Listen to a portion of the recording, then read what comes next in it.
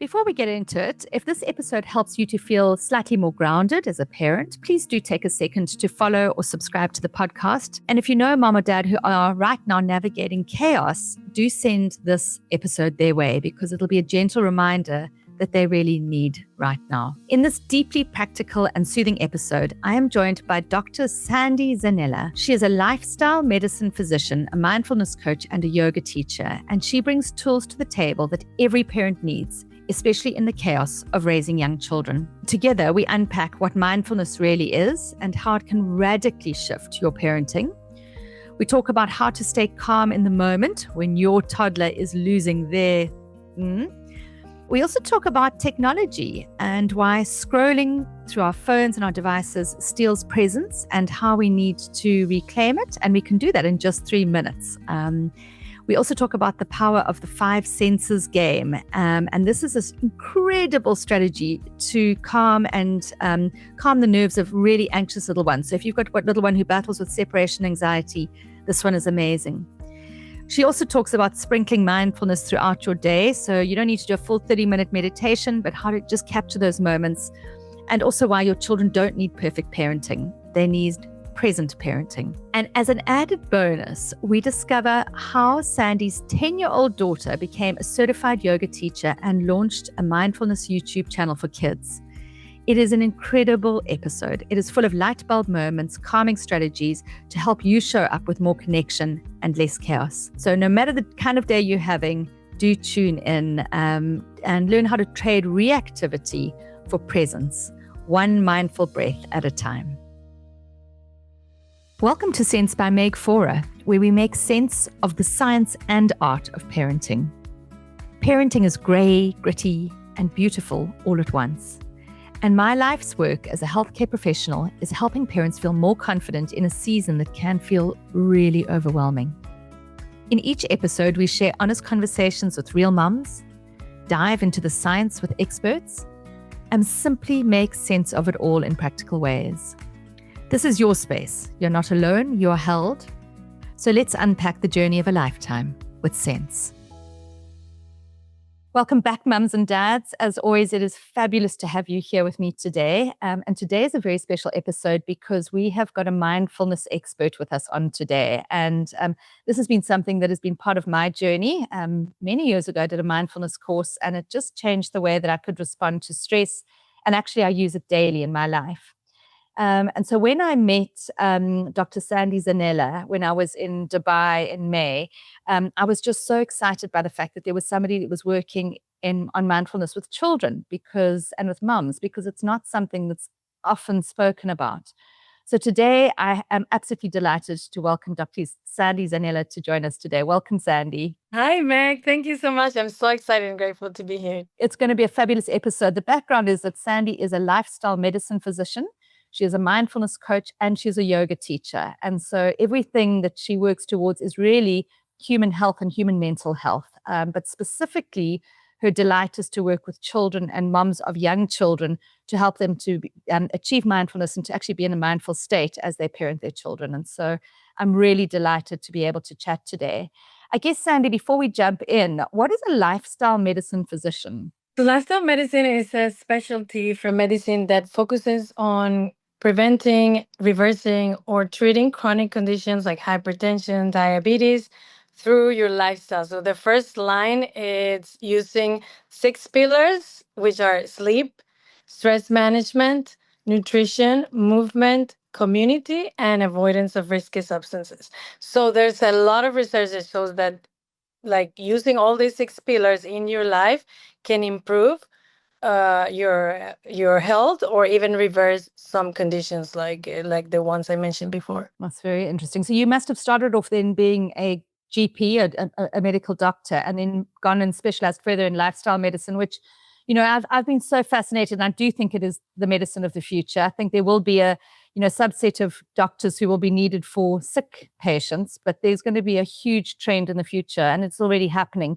towards actually preventing those illnesses, which is obviously what you're doing. Exactly. And I often tell people, like even moms who just had babies, disease is not, or caring for your health is not when you get a diagnosis, but it's just way before that. Like what are you doing in the present moment to nurture your body and your mind to prevent all of those conditions that come with aging and with whatever lifestyle you have. Amazing. And I think one of the big triggers in illness or in ill health is stress. And I do think that for many moms who are listening today, being in the midst of being a new parent is one of the most stressful situations they've been in, because first of all, we're not really equipped to go into parenthood. Nobody's trained us. We haven't necessarily learned all the skills. And now we've got different personalities and different demands, both from ourselves, our partner, but also from our children. And so we can live in quite a stress cycle, I think, when we are a new mom. Yeah, and I feel that that and adding that we feel that we are the only ones going through that and we should be perfect moms and we have all the pressure, and then we have social media, and we have the moms who only share the good things, and it's just, I feel like there's a lot of pressure in moms, and it's so valuable when they found podcasts like yours or any other type of resources that can help us feel seen, which I think is one of the main things that add to feeling stress as moms, that we don't feel validated and we don't feel seen.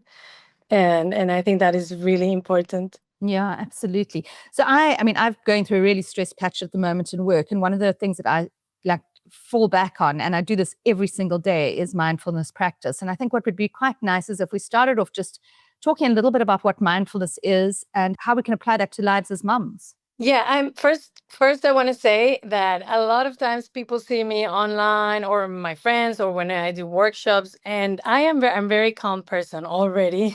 And then adding mindfulness, yes, I am calm, but I want all moms to know that even if you're a mindfulness expert or you're even a, I don't know, yoga teacher and all that, we do get angry, we do get upset, and it's not all 100% calmness all the time. So I want moms to know that there is realness in us practitioners, in us that we share mindfulness tools for families.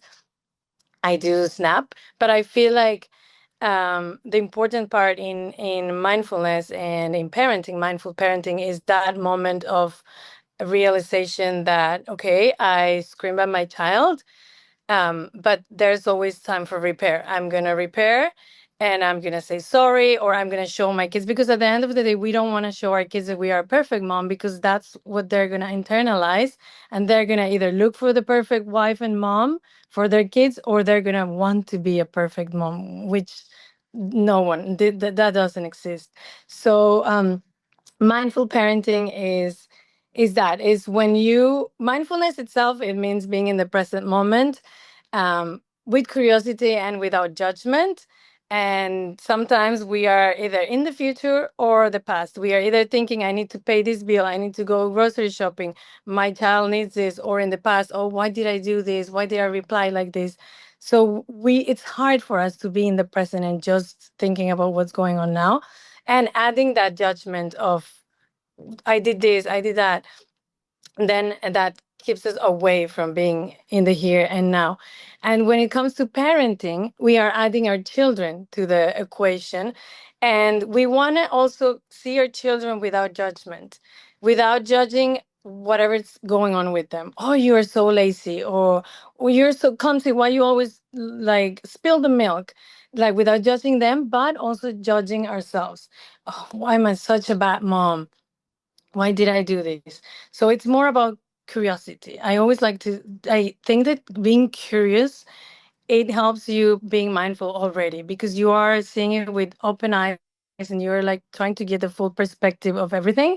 And that will help you nurture your children's needs instead of reacting at whatever is going on in the moment, whether that's a meltdown or something that happened, or your children fighting. Instead of reacting, you're going to respond. So how can moms can do that? That's the question, right? Um, I think the first thing you want to do is practice mindfulness yourself. And that, I'm not adding another chore to your life. We are already like so busy. So I don't want you to think that I'm asking you to sit down for 20 or 30 minutes. I call it sprinkling mindfulness, which is like those bite sized mindfulness exercises. Sometimes we are outside of school waiting for our kids. And instead of scrolling through your phone, you can just take some deep breaths. That will help you even with your connection with your children, because children come out from school hungry, tired, being constricted to their chairs all the time. So they have a lot of energy and they're like tired. And then you are not regulated, they're not regulated, and then you're gonna clash. In the car, they might be fighting, and then you're gonna scream. So instead of taking that moment, instead of looking at your phone or doing what, sending another email, take 3 deep breaths. So whatever you're doing, just like sprinkle it throughout your life. That, I think that's the easiest way to incorporate mindfulness into your lifestyle. Whether that's like you're in line for the supermarket, take another deep breath there, or do like 5 senses awareness, where you use your 5 senses to look for 5 things you can see, 4 things you can hear, 3 things you can smell, 2 things you can touch, and all your senses. Taste, maybe you don't have a taste, but just even your coffee that you had in the morning. Amazing. Gosh, there's so many nuggets there. So I'm going to pick up on a few of them. So one of the things you said is that being mindful is being in the moment. And you mentioned that very often we're thinking about the past or we're thinking about the future. So an example of that for a new mom would be, I shouldn't be holding my baby now because my baby's going to have this habit that's going to be there for the rest of their lives if I hold them. Or, my husband last night, I got up 5 times and he only got up twice. And so you've gone into the past. So definitely living in the past, living in the future, concrete examples of how, that really isn't being mindful because you're not in the moment.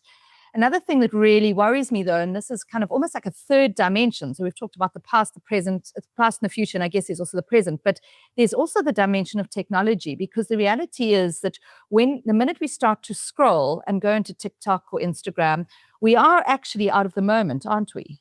Yeah, exactly. And I think in parenting, a lot of things that worries us is the future. Like if our children are fighting, they're gonna be enemies, and so we oftentimes live in the future, like worrying, and that parenting struggles is just because we are worried that our children will become this, and that. And when we add social media and we see that our neighbor is having the cutest picnic at the beach, and she has the cutest children, and of course, we choose what we share on social media, but we cannot deny that comparison is the thief of joy. So I think it's already like social media. It's already like an addiction, right? It stimulates our dopamine receptors, and it actually acts like a drug, and it's that instant gratification. It's that instant like we are stimulated, overstimulation. So of course we're gonna feel like we are not doing the best job. We're comparing all the time, and we should be doing this, we should be doing that. Although when it comes to social media, I feel like we should also take responsibility on how we consume it. We cannot just say this influencer is only showing her highlight reels, right? Like I feel like we should also be responsible of how we consume the content of specific influencers or friends that choose to only share their happy life, right? It's like if drugs, like there's drugs out there, but you are going to choose not to consume that, right? So the same thing I feel with social media. We need to be aware that it's not always green. And I think you've kind of highlighted 2 risks of social media there. The one is, and I love this phrase, I actually haven't heard it before, is that comparison is the thief of joy. And, I think that is so true, that it's hard being a mom, and it's gritty and it's gray, and it's just not, it's not always full of pleasure. And what other people put on social media shows a completely different perspective. And we could then end up comparing, which is not fair for our own mental health as well as for our children. And the other thing that really, really worries me is the amount of times that I see, I was on a walk this morning in the Dubai Marina, and I walked past a mom whose little one was sitting in a pram in front of her and was trying to interact with her mom, and her mom was on a phone. obviously probably scrolling through social media, and completely missed all of those moments with that child, of the child trying to connect it, and there were magical moments that were teaching and connection moments.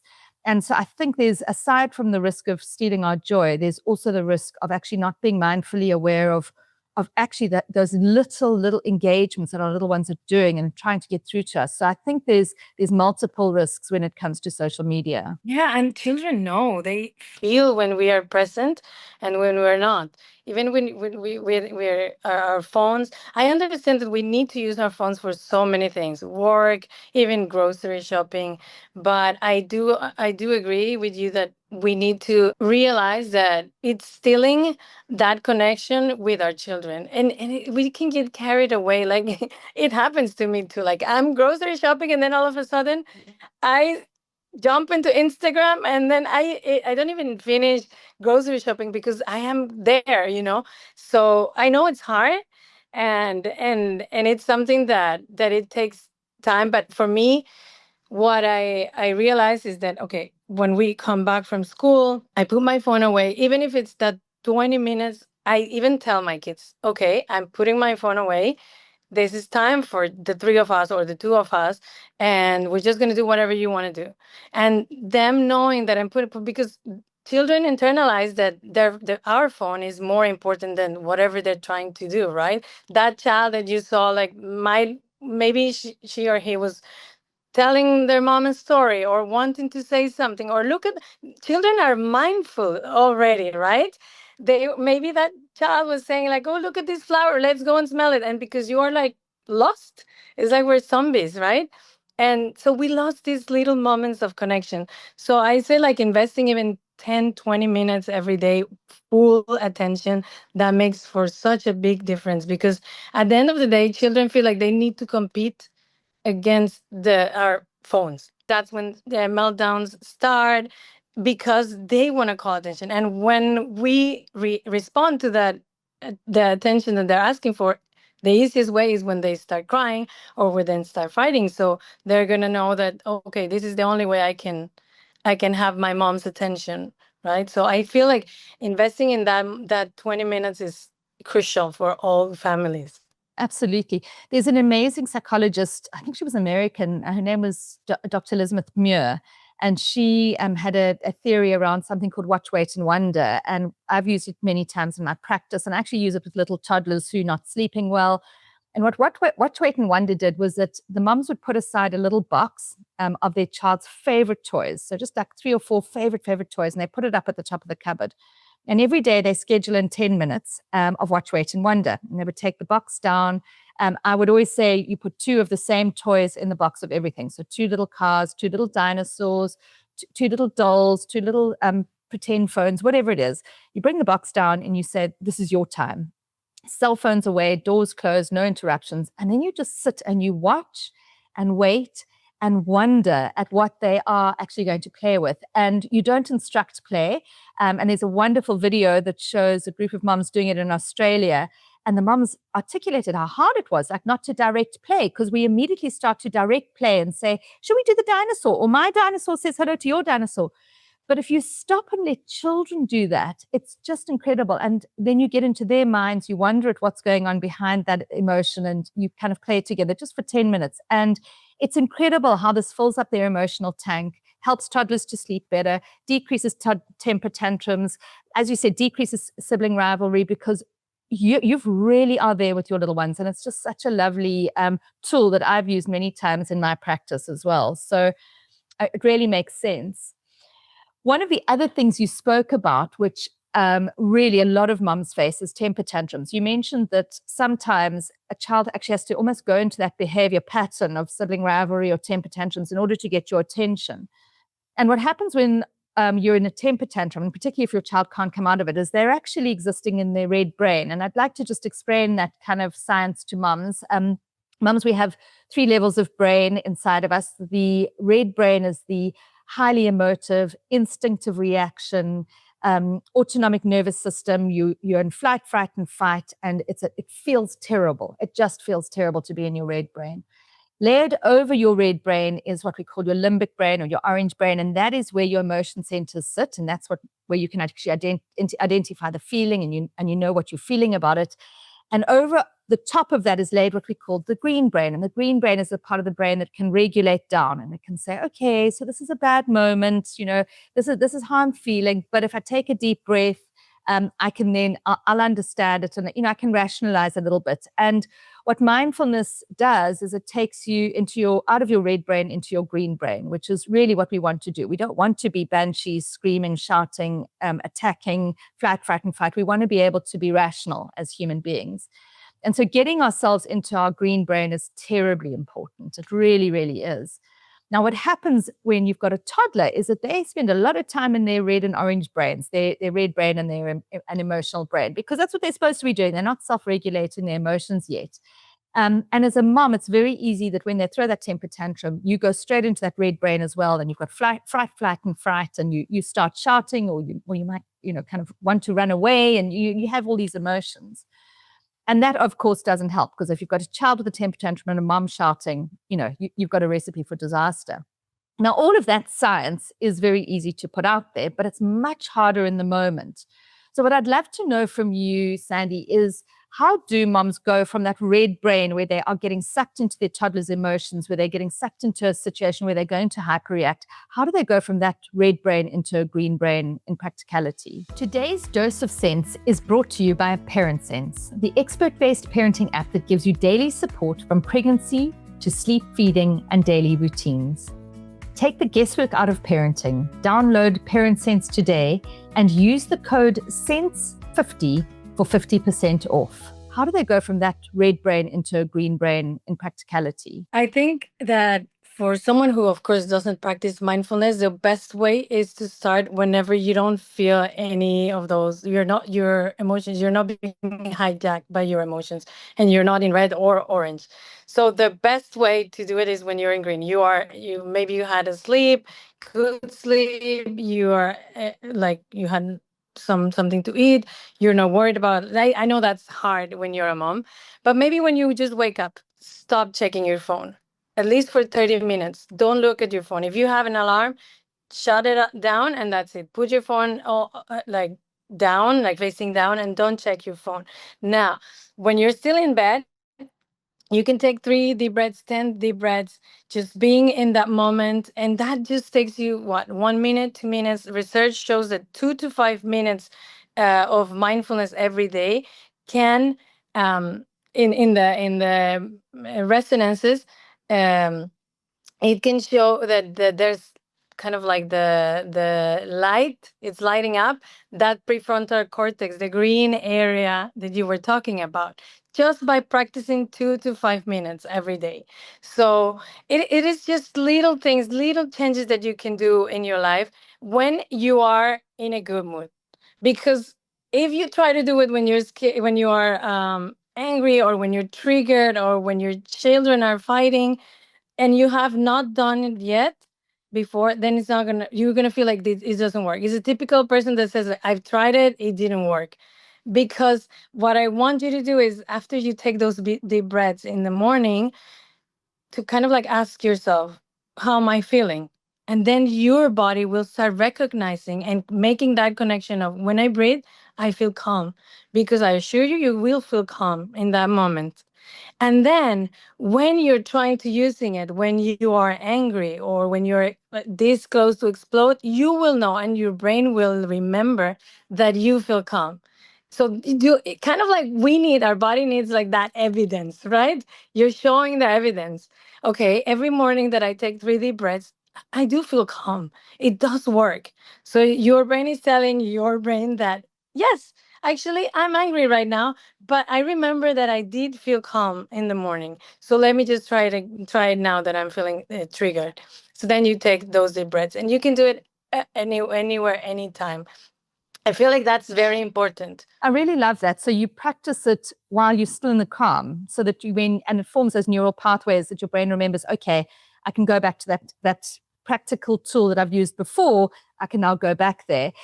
Before I get on to mindfulness for toddlers, which we have to go to today, I would just like to mention some tools for mums. I use 2 apps for this exact purpose, and I use them at night because that's usually when I do my mindfulness as I get into bed, and always if I wake up in the middle of the night, I'll do them.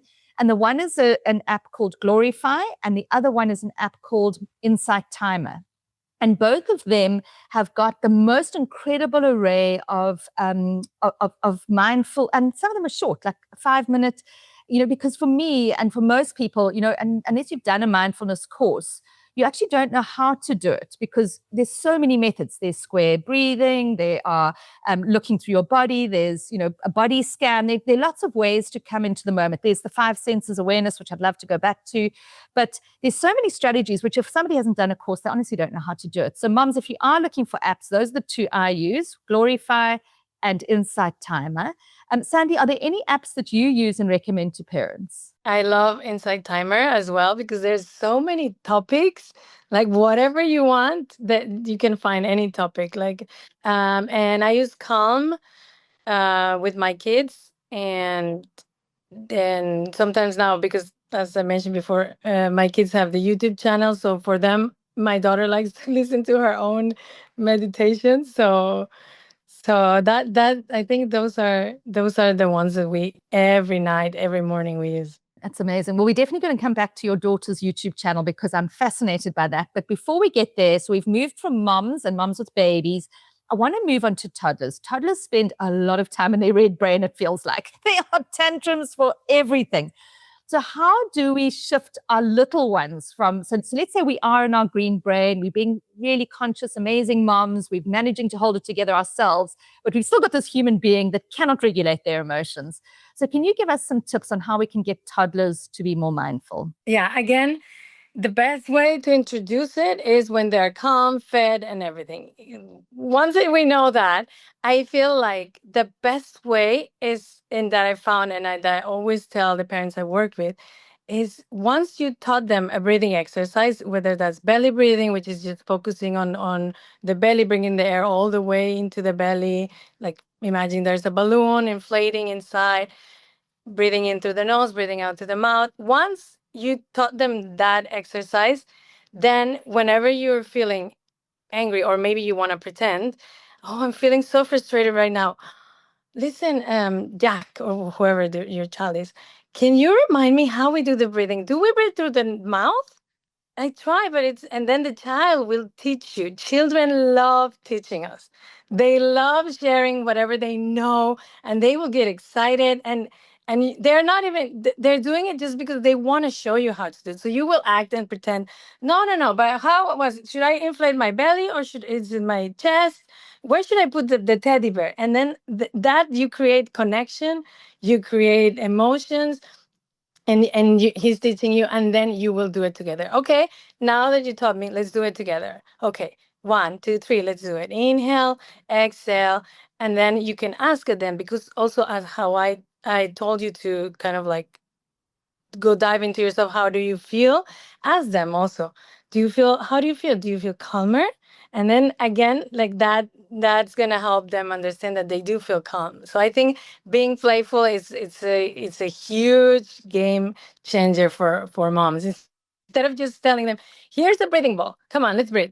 Like, at least you're doing with them. Yeah. And then when they are going into the temper tantrum, you can say to them, what do we do now? We breathe in through our nose, we breathe down to our tummy. So you can actually then use it when they're in that situation, which of course is more difficult because, like you say, they're in their red brain, and to get them out of that is really difficult. And then you also mentioned that you do yoga for little ones. At what age would you start yoga for little ones? I start since they're crawlers, or when they're not crawling, mommy and me. So basically, the whole years until teenagers. Um, but yeah, it's, of course, it's a shorter time for crawlers. It's like 20 minutes because, yeah, you have to change the dynamics. But everything is super playful. We use props, we use cars. It's not like a yoga class for adults.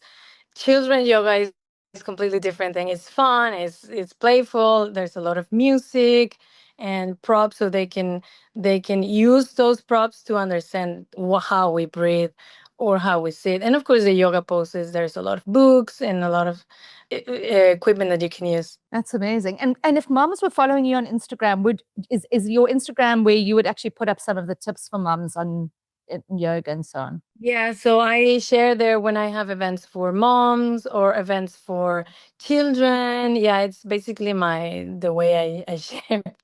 I love it. So I know everybody's going to want to know, what is your Instagram handle? So it's at my mindful mom life. My mindful mom life. I absolutely love that. Yeah. So please, everybody, do go and follow Dr. Sandy.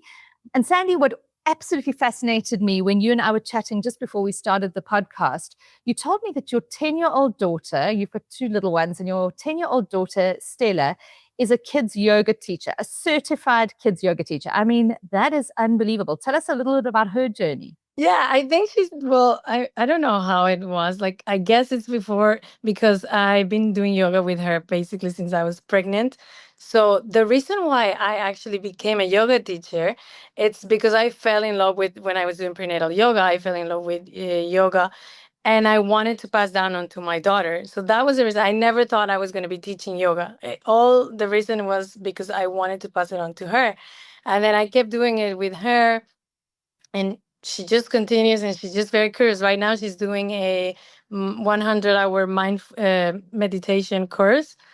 So she's always wanting, she wants to do the 300-hour yoga training, and she wants to go to India, but that means I have to go with her. So I have to, it's I try to balance what she wants and how much we can do, but she's on fire.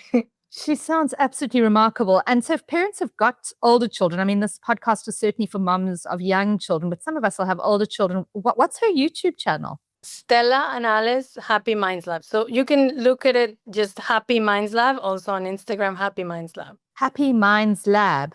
I love it. Okay, absolutely stunning. I want to just go back to one thing that you spoke about much earlier on, because it was something that it was a tidbit of information that I was given probably a couple of years ago, and it just is incredible for moms of little ones. So I run a play group program in South Africa. We've got 20 little schools called Play Sense, and we have little ones from 18 months through to 5 years old. And every year in January, which is the beginning of the school year in South Africa, we have massive interest in separation anxiety, because these little ones are just starting school, separating from their moms, and they'll often battle a little bit. And one of the teachers once told me about a strategy she used, and you mentioned it today, and I've only ever heard it from two people, and that was the 5 senses awareness. And so what she used to do is she used to say to her mums, when you're dropping off your little one and you're walking from the car to the school and they're starting to battle with separation, and because obviously separation anxiety is fear of the future. Mommy's going to leave me. Is she going to come back? It's not being mindful in the moment. And as you would walk your little one into school, you would start saying, tell me 2 things you can hear. Tell me 1 thing you can smell. And so you'd go through the senses, and immediately it brought them into mindfulness, into thinking about the now, not about the future. And it just shifted them. So can you talk just a little bit as we're ending off now? I just don't want to walk away without a couple more tips on that, because that 5 senses awareness, I think, is an amazing strategy. Yeah, and it's a grounding exercise, which means it's telling our brain that we are safe. And how beautiful is that, right? Like, children are scared, as you mentioned, of the future. My mom's going to leave me here. What's going to happen? I don't have friends. So when they're doing these 5 senses, they're using literally all their senses to tell their brains there's no, when you're in that hijack moment, when fight or flight, you think like the dinosaur is coming and killing you. So you're telling your brain, you're looking everywhere, you're smelling, there's nothing. There's nothing to be afraid of. You're safe. So that makes you feel grounded and safe in the moment. And it's so beautiful to see all children that use it. All I see, that's for me one of my favorite ones, because it's playful. You're not sitting and breathing, right? You're walking. It's like a scavenger hunt. It's like I spy with my little eye. It's an amazing tool that parents can use, and for themselves and the children. And if they don't have anything to taste, like my children always like just stick their tongue out and taste the air. It's just like, it's so playful and so beautiful the way they ground themselves. Can you repeat it again? Because you said it earlier. Do you go look for 5? How do you do it? So it's the 5 senses. Sight is first. 5 things you can see, 4 things you can touch, 3 things you can hear, 2 things you can smell, and 1 thing you can taste. And sometimes you can go even deeper. So when you're touching, you can say, okay, if you're touching your arm, is it warm? Is it cold? Or if you're touching a rock, is it rough? Is it cold? Is it heavy? Or when you're smelling, you can close your eyes, take a deep breath, focus on the smell. Like you can add so many things. You can make it as fast or as long as you want. Or you can say, like, instead of just 5 things, look for 5 red things. So you will make it a little longer than depending on your child and how much time you have. So that's what I love it, that you can make it however you want. Short, long, playful, using all the senses describing. Yeah. Oh, I absolutely love it. This has been the most incredible episode. I think moms are going to walk away with so many practical things. You've expressed it so beautifully, and you're obviously a deep expert in it and have actually really imparted it to your children. So you're living what you believe, which is really amazing. So thank you, Dr. Sandy, for joining us today. It has been my absolute pleasure to host you. Thank you, Meg, for having me. Thank you for joining me today. I hope today's conversation brought you a little more clarity, calm, and confidence on your parenting journey. If you enjoyed the episode, please do share it with a friend who needs to hear it today. And also go and subscribe to the podcast so you never miss out on an episode. I'll be back next week with another episode, same time, same place, and always here to support you. And in the meantime, download the Parent Sense app to take the guesswork out of feeding, sleep, weaning, routines, and everything in between.